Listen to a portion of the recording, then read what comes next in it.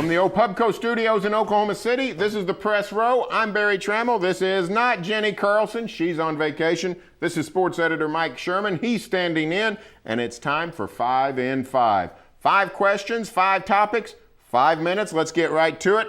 And boss, with LeBron in Cleveland, are the Cavaliers now the favorite in the NBA East? I'm going to say no.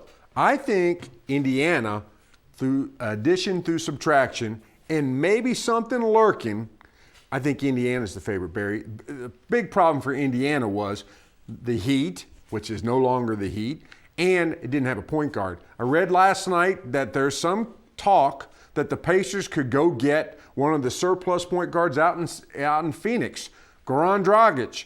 If that happens, and they get somebody who can move the ball around, make better use of the assets they got, and get the ball, pick and roll some, I like the Pacers.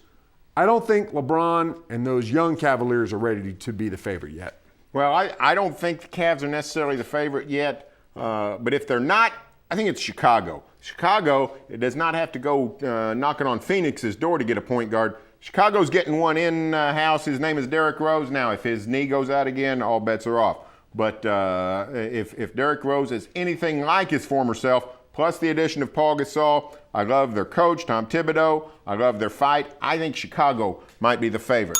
In the East, Thunder has signed sharpshooter Anthony Morrow. Is Anthony Morrow a difference maker for the Thunder? Well, of course. I mean, the guy, I guess he's the best three-point shooter nobody's ever heard of. He's right there with the Ray Allens of the world. I mean, this guy, now, he's got some deficiencies. I'm told they're on defense. I've never really noticed them.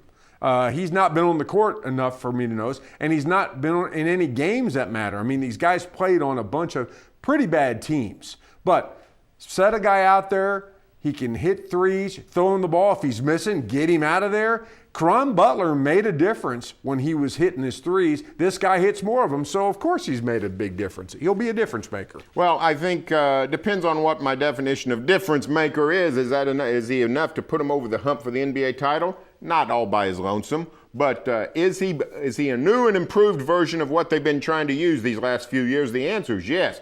Darnell Mayberry said it well, I thought. He's probably the best shooter the Thunder's ever had.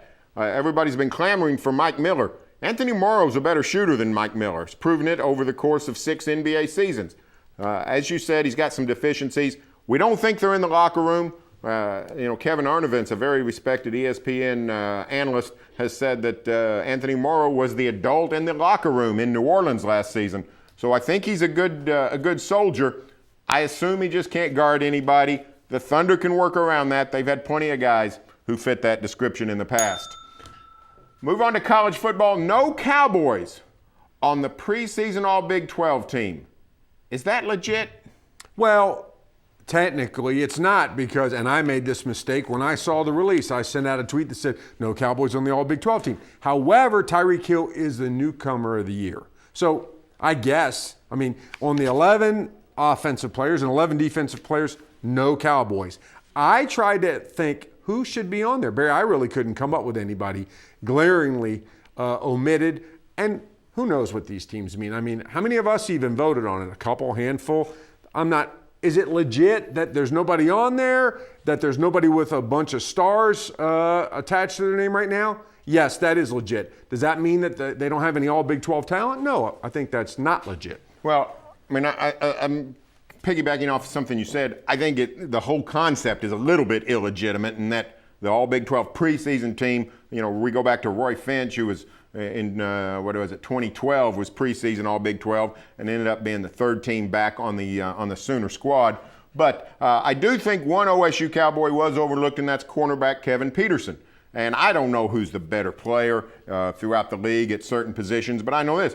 OU's Zach Sanchez did make the first team All-Big 12 preseason, and I don't know how they'll play this season. Zach Sanchez may be a superstar, but I know that Kevin Peterson has done more in his career than Zach Sanchez has. Everybody remembers that Sugar Bowl interception, huge play. Sanchez played very well after a shaky start, but Kevin Peterson has been the better player up to this point. So I do think the Cowboys got a little bit shortchanged. Let's go to the Sooners. Does Dorial Green-Beckham have a chance to be eligible in 2014? We've talked about this rule that says, if you're dismissed from the team You can appeal to be eligible immediately.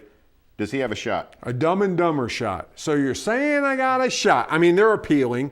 Baker Mayfield, by the way, if Dorial Green-Beckham gets in and Baker Mayfield doesn't, it proves that money can't buy good attorneys. You got to get – Baker Mayfield's the guy who there's an injustice, Barry. I can't believe that Texas Tech still doesn't let a guy who pays his own way can't decide where he wants to go and play. That's the one to be focused on, of course.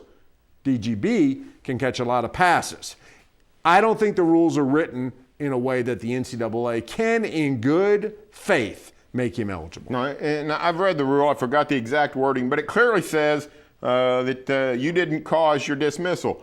Dorial Green-Beckham caused his own dismissal from the University of Missouri. In case anybody hadn't noticed, Gary Pinkel's a pretty good coach. He's got an eye for talent. He knows a ball player when he sees one. He knows that DGB is a difference maker. He didn't kick him off the team because he didn't like the way he wore his hat in the mess hall. He kicked him off the team because of a variety of infractions, including marijuana, including a charge of domestic abuse, pushing a girl down the stairs. No way should the NCAA make DGB eligible immediately. I don't think it will. All right, sort of a fun question. I happen to just get back from Italy.